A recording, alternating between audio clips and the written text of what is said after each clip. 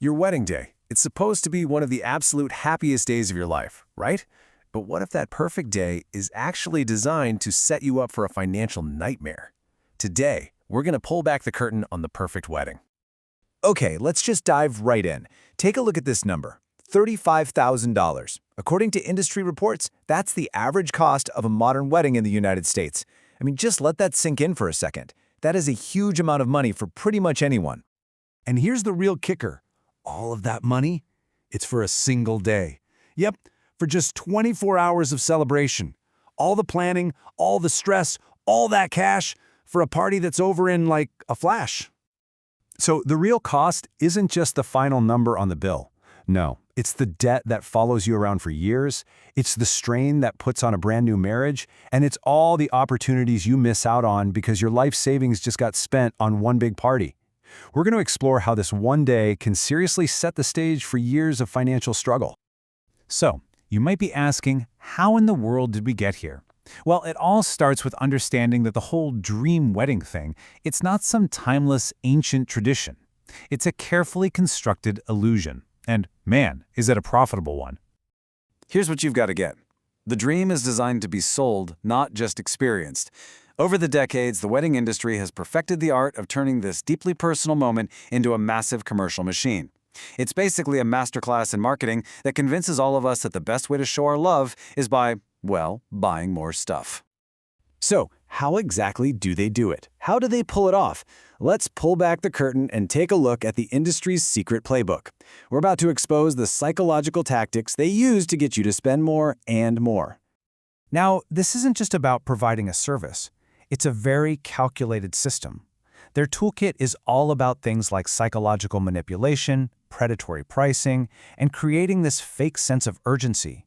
All of it is designed to use your own emotions against you so they can maximize their profit.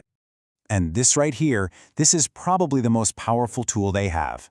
They don't just sell you an expensive floral arrangement. They sell you the feeling that if you pick a cheaper one, it means you love your partner less.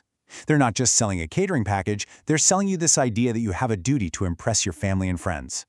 You know, listen to this phrase, because I guarantee you will hear some version of it from vendors. You only do this once. You don't want to look back and wish you'd done more, do you? It's just a masterstroke of manipulation. It taps directly into that deep fear of regret to pressure you into making decisions you absolutely cannot afford. But here's the good news. Once you see the game, you don't have to play it. Just understanding their playbook is the very first step to escaping the trap and taking back control of your wedding and, more importantly, your financial future. So, escaping this trap really requires a conscious shift in your mindset. See, the industry hands you a script that's all about spending money and impressing other people. The key is to just ignore that script and write your own, one that's based on what actually matters to you as a couple: connection, authenticity, and building a strong future together. Okay, so talking about values is one thing, but how do you actually put it into practice? Let's get really practical and walk through a concrete step-by-step process for planning a wedding that's beautiful, meaningful, and best of all, completely debt-free. It all boils down to this three-step process. Step 1, define your priorities. What 3 to 5 things are truly non-negotiable for you two? Step 2, build your budget to fund only those priorities, and then be absolutely ruthless about cutting everything else. And finally, the most important step of all, question everything. And that third step, questioning everything. That is your defense against all the industry's psychological games. Asking yourselves these simple questions before every single purchase, from the invitations to the party favors, it acts as a filter. It forces you to just pause and check if a decision actually aligns with your values and your budget. This alone can save you thousands.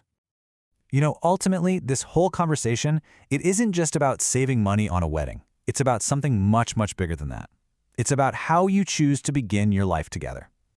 Really think about the trade-offs. The money you spend on temporary things for just one day, flowers that die, a dress you wear once, that is the exact same money that could be a permanent investment in your future. We're talking about the difference between an open bar and a down payment on a house, or the difference between a big party and paying off your student loans for good. And that is the most important takeaway here. The wedding industry wants you to believe that this one day is the grand finale, the peak. It's not. It is the starting line. And a strong financial start, totally free from the stress of wedding debt is one of the greatest and most loving gifts you can possibly give your new marriage. So I'll just leave you with this final question to think about. What's more romantic than starting your marriage with a solid foundation of financial strength and shared goals? Really, what is?